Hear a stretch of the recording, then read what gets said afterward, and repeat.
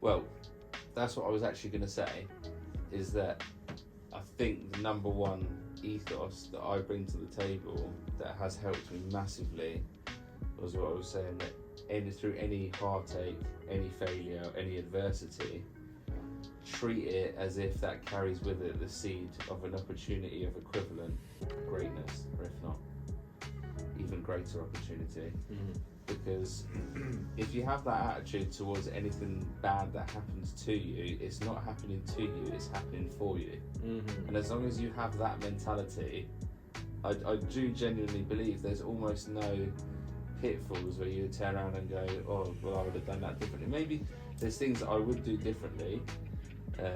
Certainly employing people, being the sort of friendly natured guy I am. Sometimes when you first start out employing people, you tend to let them get away with murder. And that was certainly a problem that I had. Kept employing, I think, because obviously the industry, you tend to have younger people that apply for the positions, that be it 17-year-olds, 18-year-olds, 19-year-olds, but generally people straight out of college can't really get a job, dare I say, in other industries. Yeah. I love them. And that's probably some of the pitfalls that I have, is that I tend to be very much a father figure in my business, and so it's very much, if they make a mistake, that's probably something that I probably should have sacked them for.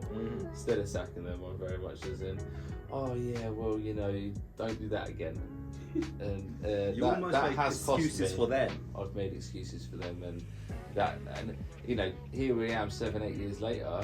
I've just had somebody go through a probation with me, and yeah, he's not the worst staff I've had, but he's nothing like what I'd interviewed him.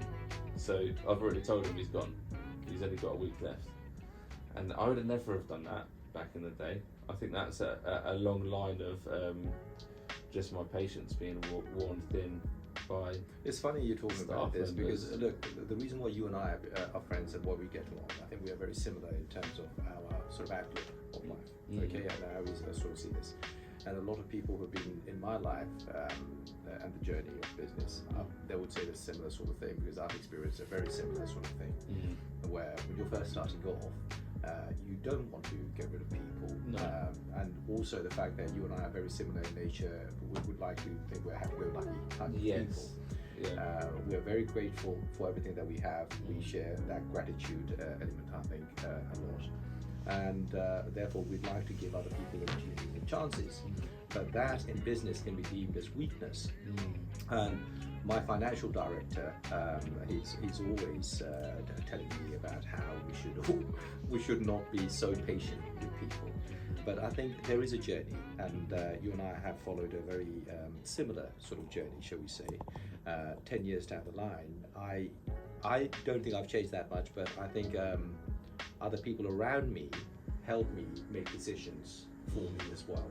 So I have other senior people who have my best of interest, and this is what it is. And you trust them. Yeah, you trust them. So if someone around me says, look, this individual is not really performing, or she's not really doing this, etc., where in the past I would have probably just ignored it for years, which was really bad and detrimental for the business. But now, again, it's only a matter of weeks before the decision is made and before something happens. I've seen it now on a few things, and it's like your business is your people. And if your people aren't necessarily on that growth level that you are, then your business ain't going to grow either. You know, because let's face it, in business, you need to have that level of trust to say to another person that works for you, please do as I would do, you know. But at the same time, it's your business. You have to appreciate that. It's not their business. No. And we can only motivate them to a certain degree. And majority of the people are very difficult to motivate, let's face it, especially these days. Because everyone, looks at social media and everyone wants to be a multi-millionaire by doing nothing. But that's probably why we have put up with so much as well. And I've recently employed a couple of people at the same time, and the differences between the attitudes are vast. So I think employing people with the right attitude going forward, not necessarily the right skill set, is something that I'll be looking for. Brilliant.